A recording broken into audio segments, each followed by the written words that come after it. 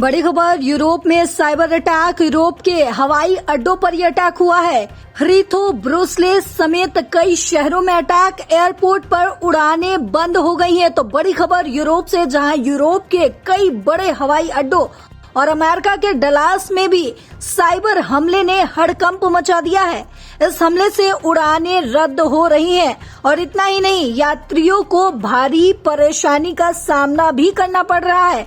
तो ये बड़ी खबर यूरोप से सामने आ रही है, जहां यूरोप के कई बड़े हवाई अड्डों, जिनमें लंदन का हीथ्रो, ब्रसेल्स और बर्लिन शामिल है, वहां साइबर हमले ने हवाई सेवाओं को बुरी तरीके से प्रभावित किया है। यह हमला शुक्रवार देर रात हुई थी और इसका बहुत ही बुरा असर देखने को मिल रहा है। इस हमले का निशाना बनी है कोलिनस एयरोस्पेस, जो हवाई अड्डों को चेक इन और बोर्डिंग की सुविधा देती है। इस साइबर अटैक की वजह से स्वचालित सिस्टम ठप हो गई है और इतना ही नहीं, इसके चलते हवाई अड्डों पर मैनुअल चेक इन भी करना पड़ रहा है। तो ये बड़ी जानकारी आपसे साझा कर रहे हैं, जहां इस साइबर अटैक के कारण यात्रियों को लंबी कतारों में इंतजार करना पड़ रहा है। ब्रसेल्स हवाई अड्डों ने बताया कि अब तक 10 उड़ानें रद्द हो चुकी हैं और सभी उड़ानों में लगभग 1 घंटे तक की देरी भी हो रही है।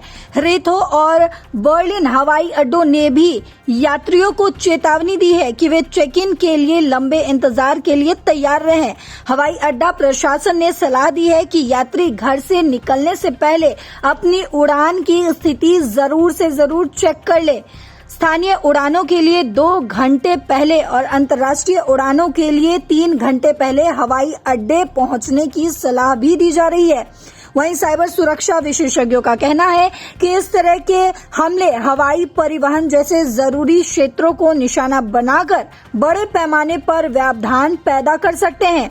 कोलिनस एयरोस्पेस और हवाई अड्डा प्रशासन इस समस्या को जल्द से जल्द हल करने के लिए काम कर रहे हैं, लेकिन अभी तक कोई समय सीमा नहीं बताई गई है। वहीं आपको बता दें, दूसरी तरफ अमेरिका के डलास में भी हवाई सेवाएं प्रभावित हुई हैं। यहाँ एक अलग तरह की समस्या सामने आई है।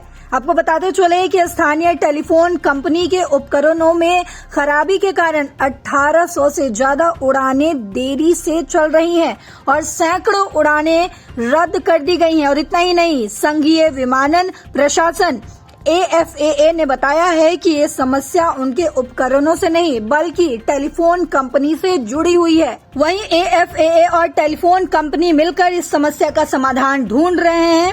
यात्रियों की परेशानी बढ़ती हुई नजर आ रही है। कई लोग हवाई अड्डों पर फंसे हुए हैं और उड़ानें रद्द होने से उनकी योजनाएं प्रभावित भी होती हुई नजर आ रही हैं। तो ये बड़ी खबर आपसे साझा कर रहे थे यूरोप में हुए साइबर अटैक को लेकर।